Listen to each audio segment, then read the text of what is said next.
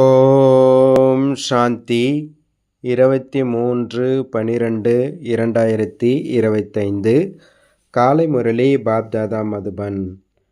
இன்றைய சாக்காரமுடைய முக்கியமான கருத்துக்களை நம்ம பார்க்கலாம்.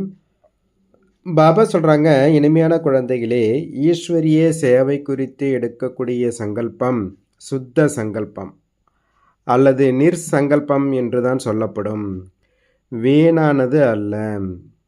பாபாவுடைய சேவையை பற்றி நாம் என்னெல்லாம் தாட் சங்கல்பம் வருதோ அது எல்லாமே சுத்த சங்கல்பம் அல்லது நிர்சங்கல்பம். நிர்சங்கல்பம்னா வீணான சங்கல்பம் இல்லைன்னு அர்த்தம். அதுதான் பிறகு பக்தி மாத்திர சங்கல்பமே வரக்கூடாது இல்லை அந்தமாரி அப்படிலாம் சொல்லி வச்சுட்டாங்க. ஆனால் மனதுடைய வேலையே எண்ணங்களை உருவாக்குது. அதனால் நிர்சங்கல்ப அப்படின்னா வீணானது அல்ல அப்படின்னு தான் பாபா சொல்கிறாங்க. கேள்வி கேட்குறாரு, பாவ கர்மங்களிலிருந்து பாதுகாப்பாக இருப்பதற்கு எந்த கடமையும் செய்து கொண்டிருந்தாலும் பற்றற்று இருக்க வேண்டும். பதில் சொல்கிறார் பாபா, நண்பர்கள் உற்றார் உறவினர்களுக்கும் கூட சேவை செய்யுங்கள், ஆனால் அலௌகிக ஈஸ்வரிய கண்ணோட்டத்தில் செய்யுங்கள். அவர்களின் மீது பற்றுதலின் உணர்வு சென்றுவிடக்கூடாது. தெரிஞ்ச நண்பர்கள் உறவினர்களை கூட அவங்களும் ஆத்மா பாபாவுடைய குழந்தை, எந்த ஒரு கண்ணோட்டத்தில் நம்ம சேவை செய்யணுமே தவிர பற்றின் அடிப்படையில் செய்யக்கூடாது. ஒருவேளை ஏதாவது விகார சம்பந்தத்தின் மீது சங்கல்பம் சென்றால் கூட அது பாவ கர்மம் ஆகிவிடும். ஆகையால் பற்றற்றவராகி கடமைகளை பின்பற்றுங்கள். எவ்வளவு முடியுமோ அவ்வளவு ஆத்மா அபிமானியாகி இருக்கக்கூடிய முயற்சி செய்யுங்கள் அப்படின்றார் பாபா. ஓம் சாந்தி. இன்று குழந்தைகளாகிய உங்களுக்கு சங்கல்பம், விகல்பம், நிர்சங்கல்பம் அல்லது கர்மம், அகர்மம் மற்றும் விகர்மம் பற்றி புரிய வைக்கப்படுகின்றது. இங்கே இருக்கும் வரை உங்களுக்கு உங்களுடைய சங்கல்பம் கண்டிப்பாக நடக்கும். சங்கல்பத்தை தாரணை செய்யாமல் எந்த மனிதரும் ஒரு வினாடி கூட இருக்க முடியாது. ஆத்மா சங்கல்பம் பண்ணாமல் இருக்க முடியாது. சரீரத்தில் இருக்கும்பொழுது இப்பொழுது இந்த சங்கல்பம் இங்கும் நடக்கும், சத்தியுகத்திலும் நடக்கும் மற்றும் அஞ்ஞான காலத்திலும் நடக்கும். ஆனால் ஞானத்தில் வந்ததால் சங்கல்பம் சாதாரண சங்கல்பம் அல்ல. ஏனெனில் நீங்கள் பரமாத்மாவின் சேவைக்காக நிமித்தமாகியுள்ளீர்கள் எனும் பொழுது யஜ்யத்தை குறித்து நடக்கும் சங்கல்பம் சங்கல்பம் அல்ல, அது நிர்சங்கல்பம்தான் ஆகும். மற்றபடி நடக்கும் பயனற்ற வீணான சங்கல்பம், அதாவது கலியுகத்தின் உலகம் மற்றும் கலியுகத்தின் நண்பர்கள் உறவினர்கள் குறித்து நடப்பவை விகல்பம், அதாவது தவறு எனப்படுகின்றது என்றார் பாபா. அப்போ அதன் மூலம்தான் விகர்மங்கள் ஆகின்றன மற்றும் விகர்மங்களின் மூலம் துக்கம் கிடைக்கின்றது. மற்றபடி யஜ்யத்தை குறித்து அல்லது சேவையை குறித்து நடக்கக்கூடிய சங்கல்பம் நிர்சங்கல்பம் ஆகும். சேவையை குறித்து சுத்த சங்கல்பம் எழலாம். பாருங்கள், பாபா குழந்தைகளாகி உங்களை கவனித்துக் கொள்வதற்காக இங்கே அமர்ந்துள்ளார். அவர்களை கவனித்துக் கொள்ளும் பொருட்டு தாய் தந்தையின் எண்ணத்துடன் கண்டிப்பாகவே நடக்கவே செய்கிறது. ஆனால் இது சாதாரண சங்கல்பம் அல்ல. இதனால் விகர்மம் ஆவதில்லை. ஆனால் ஒருவேளை யாருடைய சங்கல்பமாவது விகாரி சம்மதத்தின் அடிப்படையில் நடக்கின்றது என்றால் அது விகர்மமாக அவசியம் ஏற்படும் அப்படின்றார் பாபா. குழந்தைகளாக உங்களுக்கு சொல்கின்றார், நண்பர்கள் உறவினர்களின் சேவையை செய்யுங்கள், ஆனால் அலௌகீகமாக ஈஸ்வரிய திருஷ்டியின் மூலம் செய்யுங்கள். மோகத்தின் பற்று இருக்கக்கூடாது. பற்றற்றவராகி தனது கடமைகளை செய்ய வேண்டும். ஆனால் யார் இங்கே இருந்து கொண்டிருந்தாலும் கர்ம சம்பந்தத்தில் இருந்தபடியே அதனை விளக்க முடியாவிட்டாலும் கூட அவர்கள் பரமாத்மாவை விடக்கூடாது. தந்தையின் கைப்பற்றியபடி இருந்தால் ஏதாவது ஒரு பதவி பிராப்தி செய்து கொள்வார்கள். தனக்குள் எந்த விகாரம் இருக்கின்றது என்பதை ஒவ்வொருவரும் இப்பொழுது தன்னை குறித்து அறிவார்கள். ஒருவேளை ஒரு விகாரம் இருந்தாலும் கூட அவர்கள் தேக அபிமானிகளாகத்தான் கண்டிப்பாக இருப்பார்கள். யாருக்குள் விகாரங்கள் இல்லையோ அவர்கள் ஆத்மா அபிமானிகள். யாருக்குள் எந்த ஒரு விகாரம் வந்தாலும் அவர்கள் கண்டிப்பாக தண்டனை அடைவார்கள் மற்றும் விகாரங்களற்று இருப்பவர்கள் தண்டனையிலிருந்து விடுபட்டு விடுவார்கள். பாருங்கள், ஒரு சில குழந்தைகள் இருக்கின்றார்கள், அவர்களுக்குள் காமம் இல்லை, கோபம் இல்லை, பேராசை இல்லை, மோகப்பற்றுதல் இல்லை. அவர்கள் சேவையை நல்ல விதமாக செய்ய முடியும். இப்பொழுது அவருடைய நிலை மிகவும் ஞான விஞ்ஞானமயமாக உள்ளது. அந்த விதமாக நீங்கள் அனைவரும் கூட அவர்களுக்கு ஆதரிப்பளிக்கிறீர்கள். இப்பொழுது இதை நான் தெரிந்திருப்பது போல குழந்தைகளாகிய நீங்களும் அறிவீர்கள். நல்லவர்களே நல்லவர் என்றுதான் சொல்வோம். யாருக்குள் கொஞ்சம் குறைபாடு உள்ளதோ அவர்களுக்கு அனைவரும் அதே போல ஆதரவு அளிப்பார்கள். யாருக்குள் ஏதாவது விகாரம் இருக்குமோ அவர்கள் சேவை செய்ய முடியாது என்பதை இப்பொழுது நிச்சயம் செய்ய வேண்டும். யார் விகாரமற்றவர்களோ அவர்கள் சேவை செய்து மற்றவர்களை தனக்கு சமமாக செய்ய முடியும். ஆகையால் விகாரங்கள் மீது முழுமையாக வெற்றி பெற வேண்டும். விகல்பங்களின் மீது முழுமையாக வெற்றி பெற வேண்டும். ஈஸ்வரனின் பெயரால் செய்யும் சங்கல்பம் நிர்சங்கல்பம், அதாவது எதிர்மறை விளைவுகளற்றது என்று கூறப்படும் விட்டார் பாபா. உண்மையில் மனதில் எந்த ஒரு எண்ணமுமே நடக்காமல் துக்கம் மற்றும் சுகத்திற்கு அப்பாற்பட்டு இருப்பதை நிர்சங்கல்பம் என சொல்லப்படும். இறுதியில் நீங்கள் கணக்கு வழக்கை முடித்து கொண்டு சென்று விடும் பொழுது அங்கே துக்கம் சுகத்திற்கு அப்பாற்பட்ட நிலையில் இருக்கும் பொழுது எந்த எண்ணங்களும் செல்லாது. அந்த சமயத்தில் கர்மம் அகர்மம் இரண்டிலிருந்தும் கடந்த அகர்ம நிலையில் இருப்பீர்கள். இங்கே உங்களுடைய சங்கல்பம் கண்டிப்பாக நடக்கும்.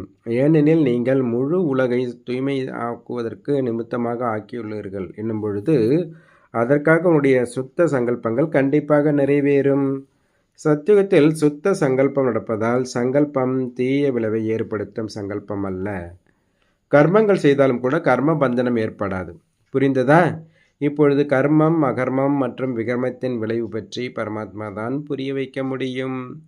அவரே விகர்மங்களிலிருந்து விடுவிப்பவர். அவர் இந்த சங்கமயுகத்தில் உங்களுக்கு கற்பித்து கொண்டிருக்கின்றார்.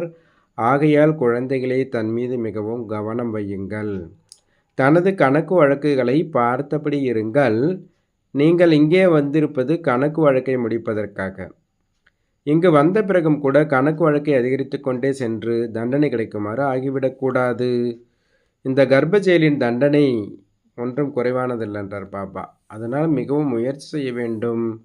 இந்த இலட்சியம் மிகவும் உயர்ந்தது. ஆகையால் எச்சரிக்கையுடன் நடக்க வேண்டும். விகல்பங்களின் மீது கண்டிப்பாக வெற்றி பெற வேண்டும். இப்பொழுது எந்த அளவு விகல்பங்களின் மீது வெற்றி பெற்றுள்ளீர்கள், எந்த அளவு இந்த நிர்சங்கல்பம், அதாவது துக்கம் சுகத்திலிருந்து விடுபட்ட நிலையில் இருக்கிறீர்கள், இது குறித்து நீங்கள் தன்னை பற்றி புரிந்து கொண்டபடி இருங்கள். தன்னால் புரிந்து கொள்ள முடியாவிட்டால் மம்மா பாபாவிடம் கேட்கலாம். ஏனென்றால் நீங்கள் அவருடைய வாரிசுகள் ஆவீர்கள். அவர்களால் உங்களுக்கு புரிய வைக்க முடியும்.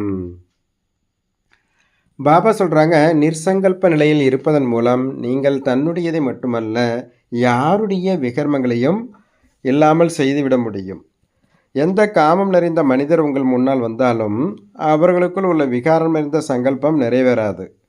யாராவது தேவதையின் முன்பாக சென்றால் எப்படி அமைதி அடைந்து விடுகின்றனரோ அப்படி நீங்களும் கூட குப்தமான விதத்தில் தேவதைகளாக இருக்கின்றீர்கள். உங்கள் முன்பாகவும் கூட யாருடைய விகாரம் நிறைந்த சங்கல்பமும் நடக்க வாய்ப்பில்லை. ஆனாலும் பல காமம் நிறைந்த மனிதர்கள் இருக்கின்றார்கள்.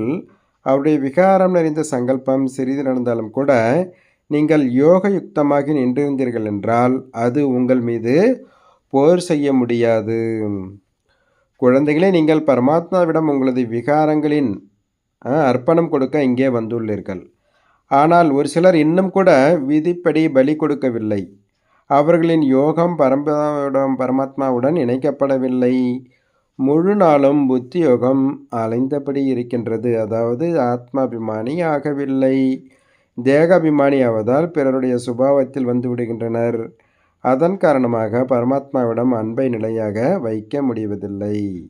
அதாவது பரமாத்மாவின் சேவை செய்யும் அதிகாரி ஆக முடிவதில்லை. ஆகவே யார் பரமாத்மாவிடம் சேவை பெற்றுக்கொண்டு பிறகு சேவை செய்து கொண்டிருக்கின்றனரோ, அதாவது தூய்மையற்றவரை தூய்மையாக்கி கொண்டிருக்கின்றனரோ அவர்கள்தான் என்னுடைய உறுதியான குழந்தைகளாவர். அவர்களுக்கு மிகவும் உயர்ந்த பதவி கிடைக்கும். இப்பொழுது பரமாத்மா தாமே வந்து உங்களுடைய தந்தை ஆகியிருக்கின்றார். அந்த தந்தையே சாதாரண ரூபத்தில் இருப்பதை அறிந்து கொள்ளாமல் எந்த விதமான சங்கல்பம் செய்தாலும் விநாசத்தை அடைந்தது போலாகும். இன்னும் 108 ஞான கங்கைகள் முழுமையான நிலையை அடையப் போகும் அந்த நேரம் வர உள்ளது. மற்றபடி படிக்காதவர்களாகி போனவர்கள் தன்னையே வீணடித்துக் கொள்வார்கள். யாராவது இந்த ஈஸ்வரிய ஐக்கியத்தில் மறைத்து வைத்து வேலை செய்தார்கள் என்றால் அவர்களை அனைத்தும் அறிந்த பாபா பார்த்து கொண்டு இருப்பார். அவர் பிறகு தனது சாகார சொரூபத்தில் உள்ள பாபாவுக்கு டச்சிங் கொடுப்பார், அவர்களை எச்சரிப்பதற்காக. எனவே எந்த விஷயத்தையும் மறைக்கக்கூடாது. தவறுகள் ஏற்படவே செய்கின்றன, ஆயினும் அவைகளை பற்றி தெரியப்படுத்தும் பொழுதுதான் பின்னால் தப்பிக்க முடியும்.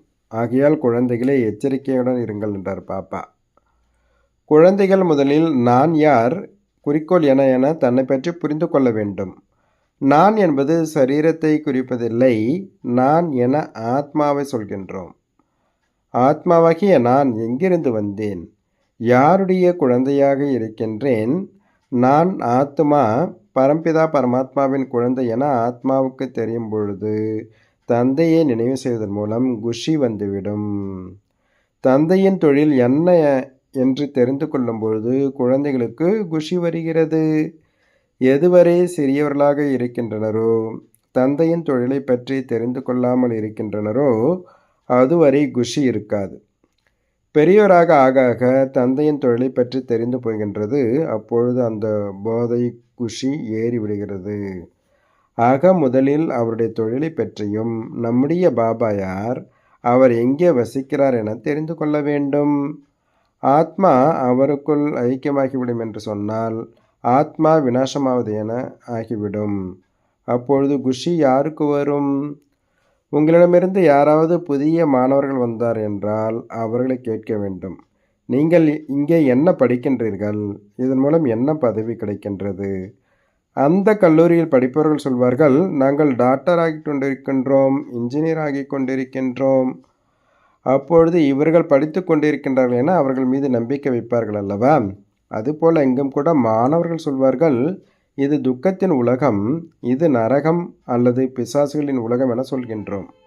அதற்கு நேர்மறையானது சொர்க்கம் அல்லது தெய்வீக உலகம், அதனை சொர்க்கம் என்று சொல்கின்றோம். இது அந்த சொர்க்கம் அல்ல, இது நரகம் அல்லது துக்கத்தின் உலகம், பாவாத்மாக்களின் உலகம் என்பதை அனைவருமே அறிவார்கள், புரிந்து கொள்ளவும் முடியும். எனவேதான் எங்களை புண்ணிய ஆத்மாக்களின் உலகத்திற்கு அழைத்து செல்லுங்கள் பிரபுவே என அவரை கூப்பிடுகின்றனர். ஆக படித்து கொண்டிருக்கக்கூடிய இந்த குழந்தைகள் பாபா நம்மை அந்த புண்ணிய ஆத்மாக்களின் உலகத்திற்கு அழைத்து சென்று கொண்டிருக்கின்றார் என அறிவார்கள். ஆகவே வரக்கூடிய புதிய மாணவர்கள் குழந்தைகளிடம் கேட்க வேண்டும், குழந்தைகளிடம் விளக்கி கூற வேண்டும். அவர்கள் தம்முடைய ஆசிரியரின் அல்லது தந்தையின் தொழிலை பற்றி சொல்ல முடியும். தந்தை தம்மை பற்றி தாமே மகிமை செய்து கொள்ள மாட்டார். ஆசிரியர் தம் மகிமையை தாமே சொல்வாரா என்ன? அவருடைய மகிமை பற்றி மாணவர்கள் தான் சொல்லுவாங்க, இவர் இப்படிப்பட்ட ஆசிரியர் அப்படின்னு. அப்பொழுது மாணவர் ஆசிரியரை வெளிப்படுத்துவார் என சொல்வார்கள். குழந்தைகளாகி நீங்கள் இவ்வளவு கோர்ஸ் படித்து வந்துள்ளீர்கள், உங்களுடைய வேலை புதியவர்களுக்கும் புரிய வைப்பது. மற்றபடி என சொல்லிக் கொடுப்பாரா என்ன? சிற்சில மாணவர்கள் நல்ல புத்திசாலியாக இருக்கின்றனர், அவர்கள் மற்றவர்களை படிக்க வைப்பார்கள். அவர்களில் மாதா குரு மிகவும் புகழ் வாய்ந்தவர். இவர் தெய்வீக தர்மத்தின் முதல் மாதா, அவரை ஜெகதாம்பா என சொல்கின்றோம். மாதாவுக்கு மகிமை நிறைய உண்டு. வங்காளத்தில் காளி, துர்கா, சரஸ்வதி மற்றும் லட்சுமி என்ற இந்த 4 தேவியருக்கு நிறைய பூஜை செய்கின்றனர். இப்பொழுது அந்த 4வரின் தொழிலை பற்றி தெரிந்திருக்க வேண்டும். லட்சுமி செல்வத்தின் தேவியாக இருக்கின்றார், அவர் இங்கேதான் ராஜ்யம் செய்து விட்டு சென்றிருக்கின்றார். மற்றபடி காளி, துர்க்கை முதலியான பெயர்கள் அனைத்தும் இவருக்கு வைக்கப்பட்டுள்ளது. ஒருவேளை 4 மாதர்கள் இருந்தார்கள் என்றால் அவர்களின் 4 பதிகளும் இருக்க வேண்டும். இப்போது லட்சுமியின் கணவர் நாராயணன் பிரதிஷ்டமாக உள்ளார். காளியின் கணவன் யார்? ஆனால் சங்கரனை பார்வதியின் பதியென சொல்கின்றனர். பார்வதி காளி அல்லவே? பலர் காளியை பூஜிக்கின்றனர், மாதாவை நினைவு செய்கின்றனர், ஆனால் பிதாவை பற்றி தெரியாது. காளிக்கு ஒன்று கணவராக இருக்க வேண்டும் அல்லது தந்தையாகவது இருக்க வேண்டும், ஆனால் இது உலகத்தில் யாருக்குமே தெரியாது.